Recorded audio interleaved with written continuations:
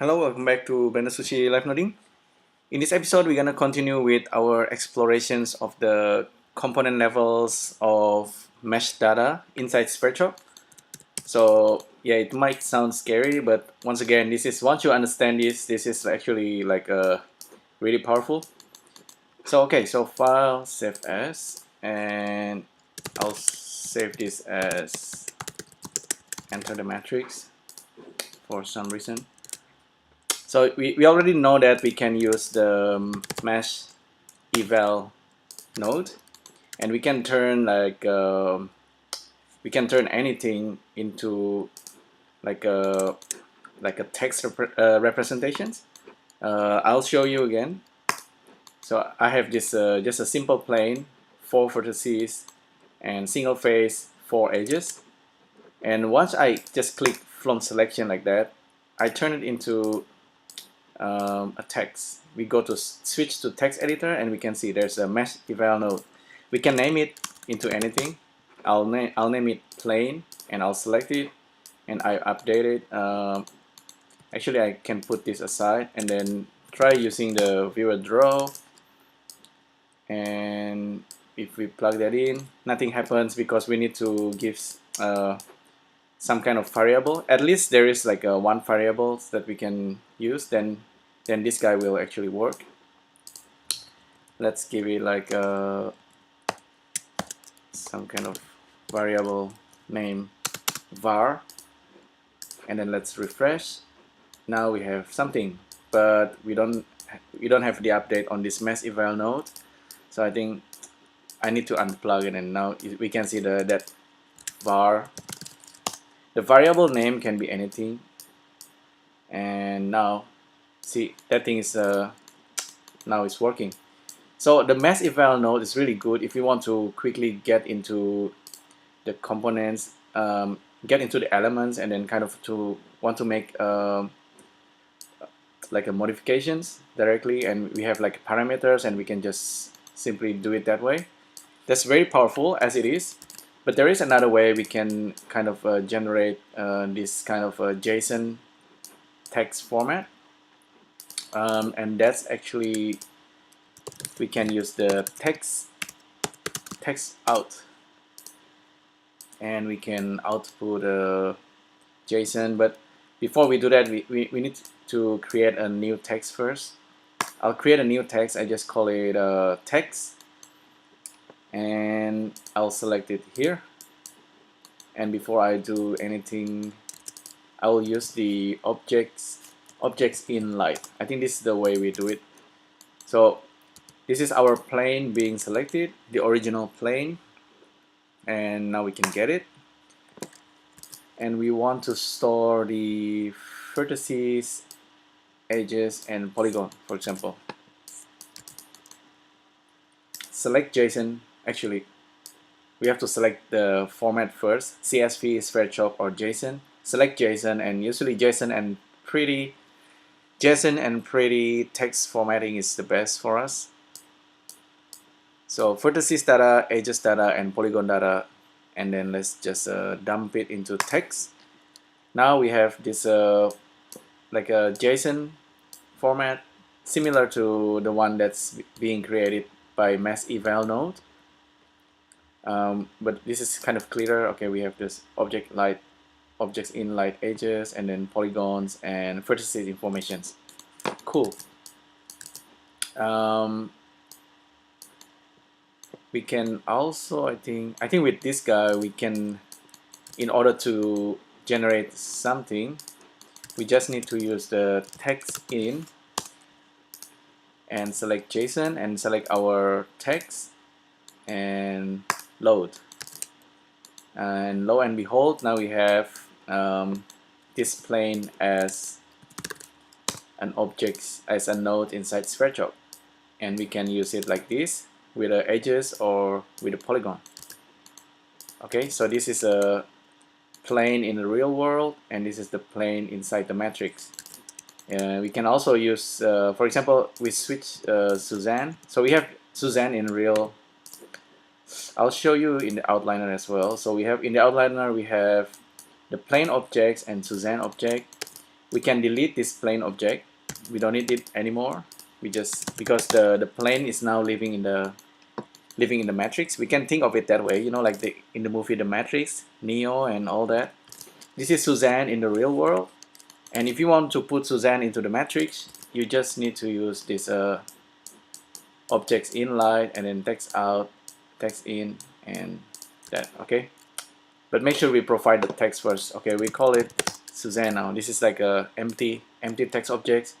Select Suzanne text and just dump our JSON, and this is Suzanne. Actually, let's get Suzanne first and then dump it. This is Suzanne. Let's dump it. Okay, apparently it's not updating right away. Okay, now it's updated. You can see this is the vertices, all the vertices of Suzanne, and then etc, etc. And now if we want to load Suzanne, we can have another text in and then select Suzanne, load it, takes a bit, and now we should have Suzanne as a node. We can actually delete this Suzanne in the real world and just use this, and hopefully we have Suzanne. Okay, cool. Now we have Suzanne in the matrix as just vertices, and then we can have it as with a polygon or with just the edges. Okay, so Suzanne in the matrix and Suzanne in the real world. Suzanne in the real world, there's nothing in the real world at the moment. We can make it. So this is Suzanne again, back in the real world. So you know, Neo in the real world, Neo in the matrix, Suzanne in the matrix. We can control it as we want. So once it is inside Sverchok, we can do whatever to it. Randomize input vertices, for example. You know, like the usual. This is just a quick way for me to usually show that you can easily do that inside Sverchok or inside the matrix, whatever. So we can delete Suzanne, we don't need it, but we have it as this data anyway. We shouldn't lose. If we want to keep it in with a Blender, we just keep it as text, so it doesn't matter. But we still have this format plain as this ASCII. This is actually more like a JSON format, but it's also an ASCII because it's something that human can read. We can see all the coordinates and stuff. Let's load our plane. There you go, that's our plane. Okay, so why do we like to have it as numbers like this? Apart that programmers actually like everything as numbers, with all these numbers you can easily look at the pattern. You can add things, you can remove things very easily. That's actually the benefit of this, and you can also quickly make like a duplicates if you want. That's like a big advantage. But I'll show you, this is like the hard ways to do things, but also kind of needs that you can simply type in. For example, if you want to have more vertices, you can simply just type it here. Just follow the pattern like up here. So for example, I just copy one. I make sure I add a comma and make sure everything is nice, and I follow the pattern how to write things. And then if I update it, if I turn on auto reload, I believe I actually already added this new vertices.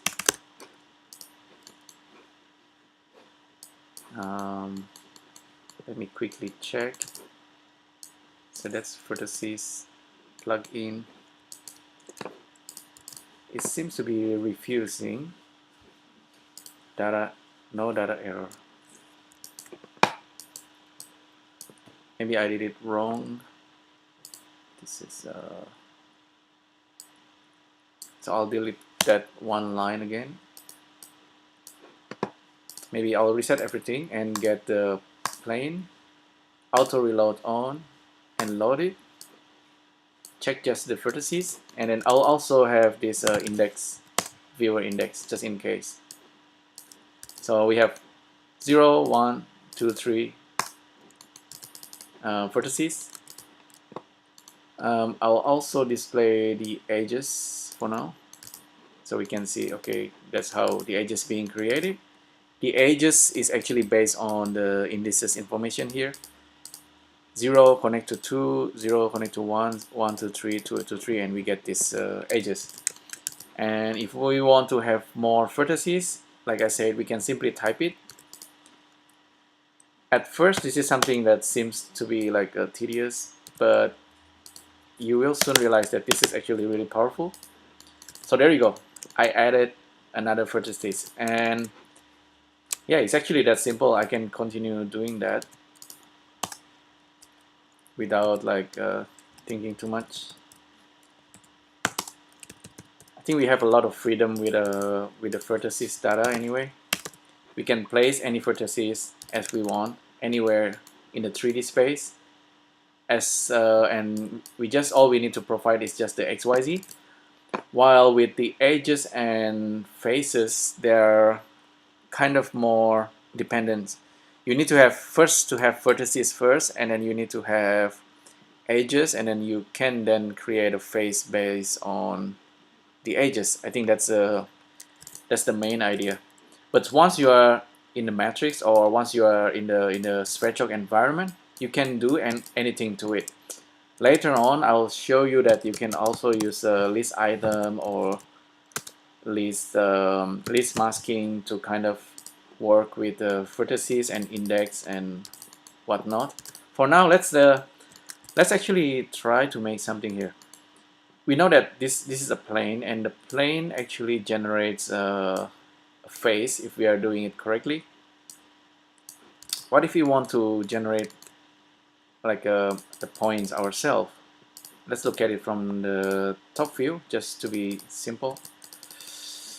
I believe we can kind of look at it by using this 3D cursor as well. So that's actually like, that's around 0, 0, 0, and then if you kind of put it this way in the X, this is like X3, 0. Let's say we want a vertices at 3, 0, 0.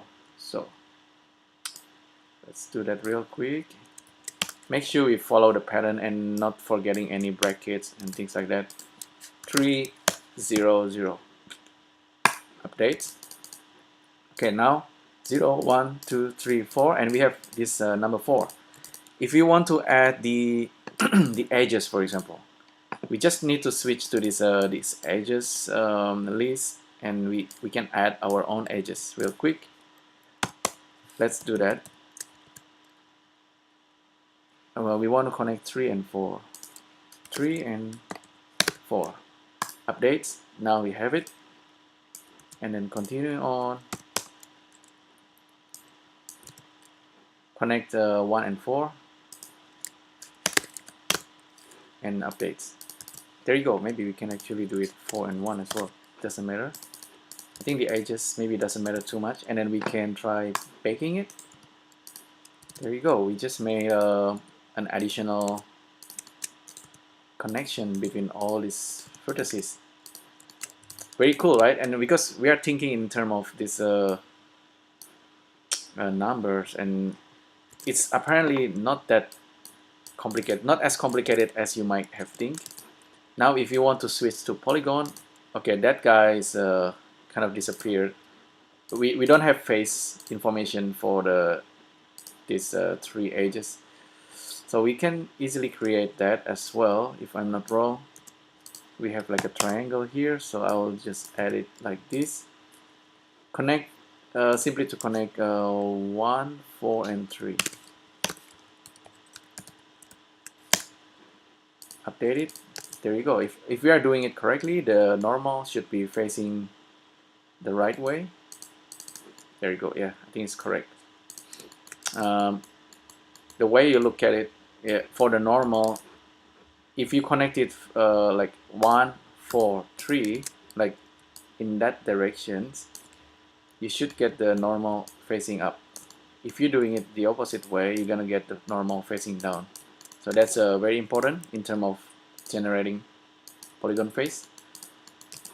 So yeah, I think I just leave it right there for now. In terms of this thing, you can actually save this text out, and then you open it in your another computer or maybe on your iPhone or iPad, and then you can type it in.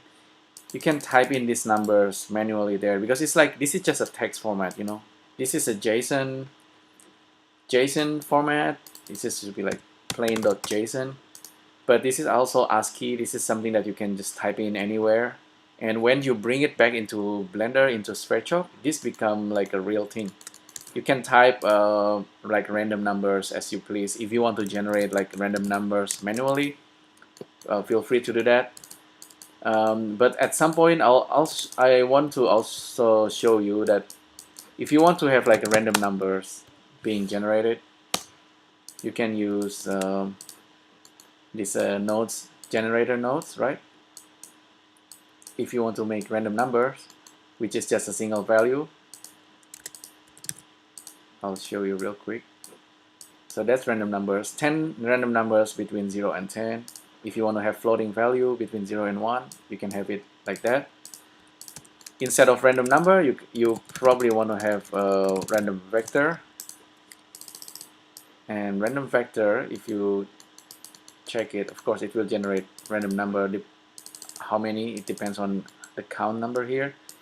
But I'll show you that, because if you're in the matrix of Sverchok, if you just want to combine this plane and this guy, you can simply do that by using list join. Plug this guy in, and also this guy, join level 2, and then just plug it in together. You should generally get a result, unless I'm doing it wrong. So it's refusing to merge. Maybe I need to mix it or wrap it. Yeah, maybe I need to do something. Generally, you should be able to do that. It depends on the list itself. Maybe the way this guy is being generated is not the same.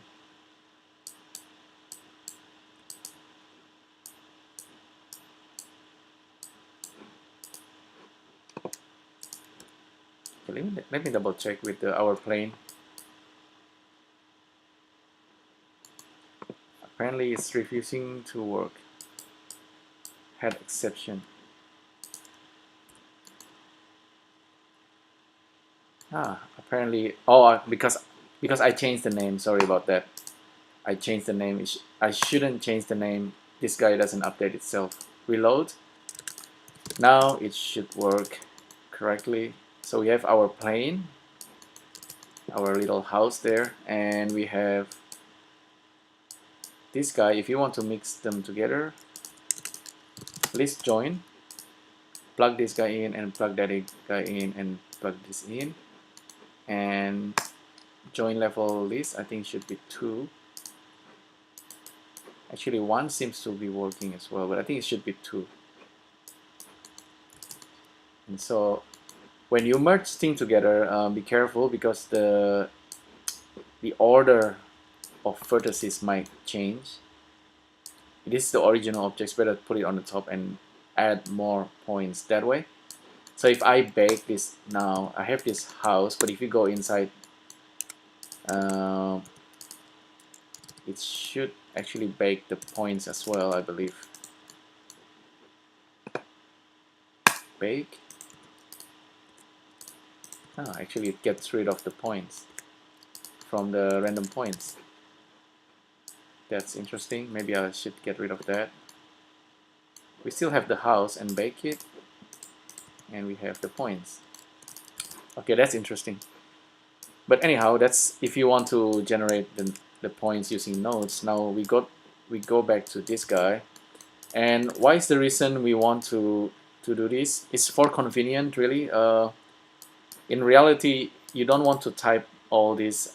If you have like 100 points, you don't want to type it. You want to create some kind of formula, or they call it like a algorithm that generate the points for you and then kind of generates the indices as well. They are all like, they should have like a pattern if you want to make it parametric.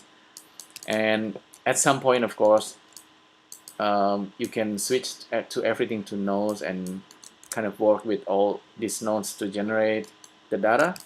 So that's basically what's going on inside Sverchok. And once it is inside Sverchok, like I said, it's very easy. Just like Keanu Reeves in the Matrix, or like Neo in the Matrix, it's very easy to create anything. Just duplicate it. Maybe if this is the house, it's laying down like this, not so nice. Maybe we can rotate it. Just use Euler for convenient. Rotate it 90 degree and maybe rotate in Y minus 90. We have standing house, and you can have it as many as you want. This is actually the whole idea of the matrix, like that. If you want to scale it, you can randomize the scale as well. So yeah, there you go. That's how actually everything works behind the scene. If you ever works with any of these and you generate a cube and then you go into edit mode and you go to switch to face mode and then kind of doing extrusion, etc, etc, and you are generating the data visually. So that's actually another way to work, of course, as you already know. But when we are inside Sverchok, you want to think about all these numbers procedurally and kind of thinking about where is the pattern of the numbers that's generating the edges or the faces. And if you want to generate more, you kind of think of it in in terms of numbers. Complicated, yes, but once you understand it, it's really powerful. So anyhow, now you can store, like I said, you have this plain.json. This guy is simply like a house.json. But if I give you this node tree, if I save it into Gist, export to Gist and give it to you, or this guy will, and if you re-import it into Sverchok in another computer, you will get everything as it is. Okay, so that's how powerful it is, and that's how Neo in the matrix can go inside the matrix and turn into anything else. You can control anything once it is numbers, basically. So that's pretty much it for this live noding. If you have any question, comments, feedback, just let me know down below, and I'll see you in the next video.